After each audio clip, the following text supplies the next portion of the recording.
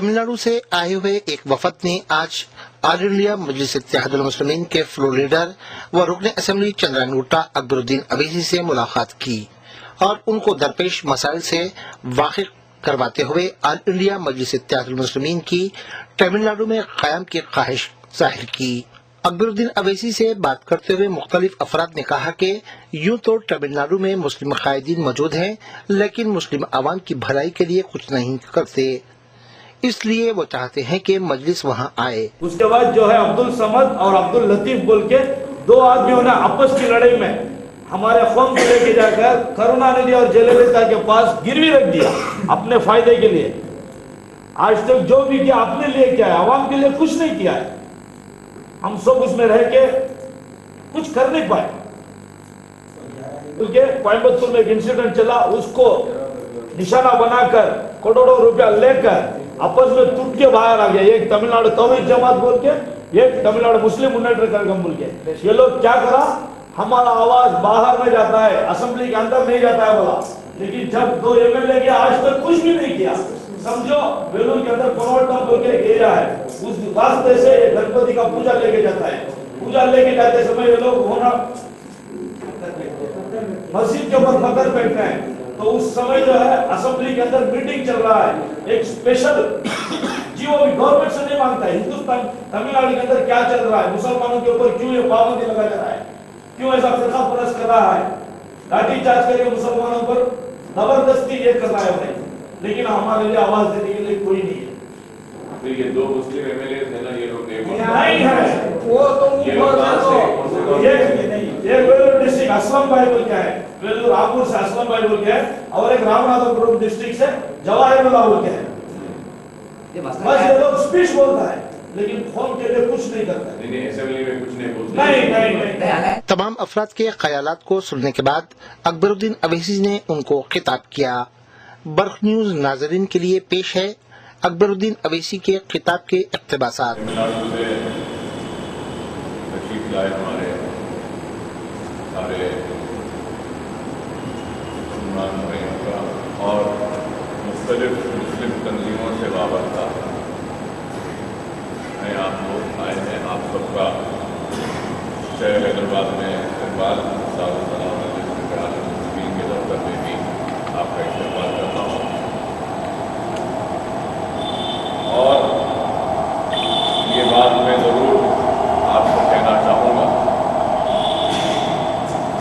कि हमारी सबसे बड़ी कमज़ोरी अगर कुछ रही जिसकी वजह से हमको ज़वाल मिला या शिकस्त मिली या हम नाकाम हुए, तो उसमें सबसे बड़ी वजह यह है कि हमारा आपसी इख्तिलाफ है और हमारे अंदर जो अना रहती है उस अना की वजह से भी इख्तिलाफ हुआ। और अगर हम तारीख़ इस्लाम को भी देखेंगे तो इस्लाम को गैरों से कम अपनों से ज़्यादा देने वाले की गैर नहीं हमारे अपने की चीज़। तो ऐसी कई मिसालें मैं दे सकता हूँ। तो आज अगर हम कुछ करना चाहते हैं तो सबसे पहले हमको अपने इख्तिलाफ को ख़त्म करना होगा। तो कामयाबी के साथ अपने मंजिल तक पहुँच सकेंगे, अपने मकसद को हासिल कर सकेंगे। तो इसके लिए सबसे अहम वजह यह है कि हमको हमारे सफ में इत्तेहाद को पैदा करना होगा, इख्तिलाफ को ख़त्म करना होगा, हमको और कमज़ोर करता हुआ आगे बढ़े। मैं आप लोगों से एक ही बात कहूँगा, सबसे पहले आप एक हो जाइए, नेक हो जाइए। अल्लाह के लिए अगर काम कर रहे हैं तो अल्लाह ही के लिए काम करिए। अल्लाह के बंदों के लिए अगर आप समझेंगे कि मैं अल्लाह के लिए काम करूंगा और इसका अजर मुझे अल्लाह के बंदे ने, तो ना बंदा ही देगा ना अल्लाह ही देगा। ये क्या सोच है तमिलनाडु के मुसलमानों की, क्या फिक्र है। सोच अच्छी है, फिक्र एक है। सोच अच्छी है इसलिए کہ سب کی سوچ ہے کہ ہماری قوم کے لیے، ہمارے بھائیوں کے لیے کام ہونا ہے. سب کی فکر ایک ہے کہ ہماری اپنی جماعت، اپنی پارٹی ہونی چاہیے. لیکن افسوس، سوچ ایک ہے، فکر ایک ہے، لیکن ساروں میں ایک میں نہیں پایا. اس میں بھی ایک نہیں تھے سوچ. میں اس چیز کو دیکھنا چاہتا ہوں. سوچ اچھی ہے، فکر ایک ہے، لیکن اتحاد نہیں. حالانکہ اتنے تھوڑے لوگ آئے، لیکن ان تھوڑوں میں بھی ایک یا اتفاق ہے، اتحاد نہیں. تو میرے بھائی، اگر اتنے تھوڑوں میں اگر اتحاد نہیں ہوگا، اتفاق نہیں ہوگا، تو پھر ہم لاکھوں کو کیسے جوڑیں؟ یہ سوچیے، ہم لاکھوں کو کیسے جوڑیں؟ کام کرتا ہے اللہ سبحانہ و تعالیٰ، اس کے لیے راستوں کو آسان کرتا ہے، اور اللہ سبحانہ و تعالیٰ خود بخود راستے بنا دیتا ہے اس کے لیے. اگر آپ اللہ کے لیے کام کریں گے تو اللہ آپ کے کام سے خوش ہو کر آپ کے لیے راستے بنائے گا. ہم نے اللہ کے لیے حیدرآباد میں کام کیا تو اللہ نے ہمارے لیے ہندوستان میں راستے بنائے. ہم نے کبھی یہ نہیں سوچا تھا کہ سارے ہندوستان میں ہم جانے جائیں گے، پہچانے جانے جائیں گے، یا ہم سے سارا ہندوستان کا مسلمان محبت کرے گا اور اتنی دور سے لوگ ہم سے ملنے کو آئیں گے. نہیں معلوم کہ ہم گنہگاروں میں وہ کون سی اچھی چیز تھی یا کون سی اچھی ادا تھی جو اللہ کو پسند آ گئی اور اللہ نے ہم کو اتنی عزت سے نوازا. آپ سے بھی کہوں گا کہ آج ہم جو بھی ہیں اپنی کام کی وجہ سے، اور نہ تھمنے والا اللہ کا کام تو چلتا رہے گا.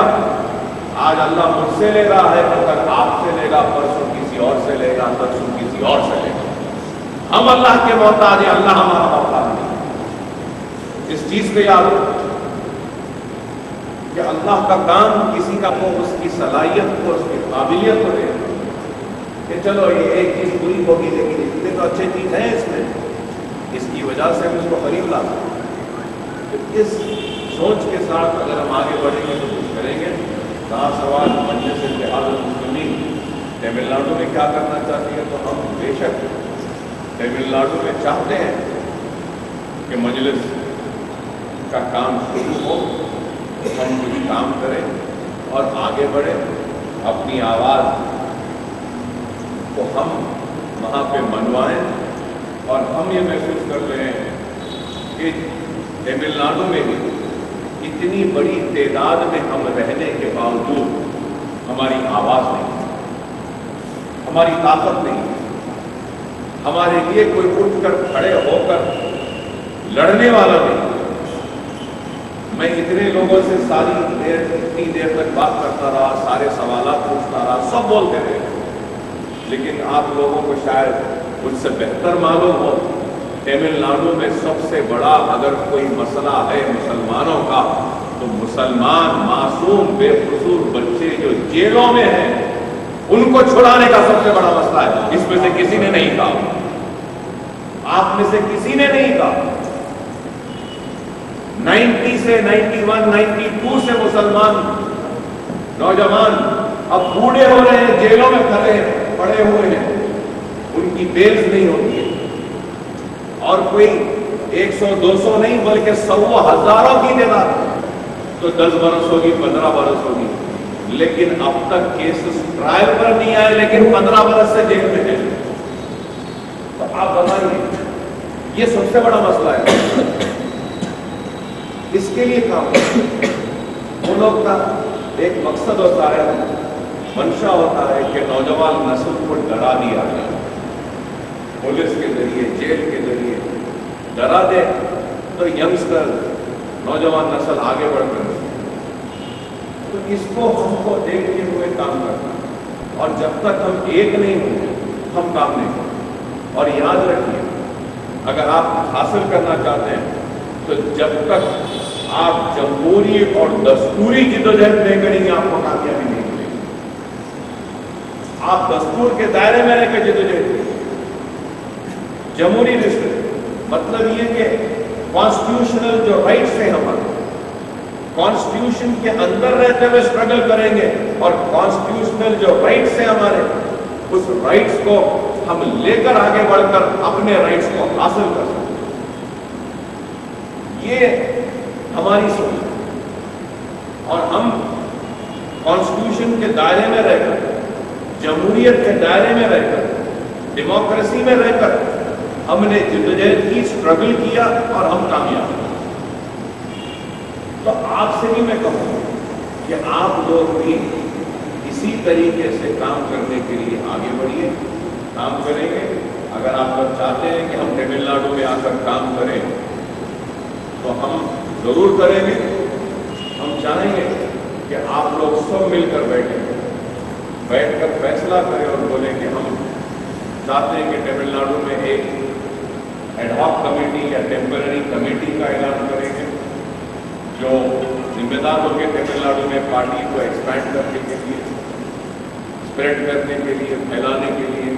फिर उसके बाद में हम यहाँ से, मैं आता हूँ या असद साहब आएंगे, आपको वक्त देंगे, वहाँ पर ये आपके पब्लिक मीटिंग्स करेंगे, चाहे चेन्नई हो, वेल्लोर हो या जहाँ कहीं भी, आहिस्ता आहिस्ता काम करेंगे।